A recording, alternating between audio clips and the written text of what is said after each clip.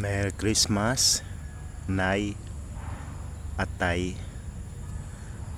Habang buhay, mamimiss ko po kayo. At bumabati na rin ako ng Merry Christmas po sa lahat, buong Pilipinas. At mabuhay pa rin. At magpasalamat po tayo, Diyos Ama natin, nag-iisa sa puso natin. Merry Christmas, good vibes, and rock and roll po sa inyo. Mahalin po natin ang ating mga mahal sa buhay. I love you and God bless.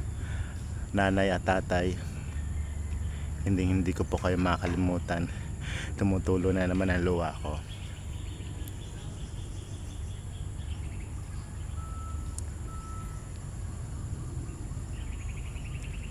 God bless po. We love you all.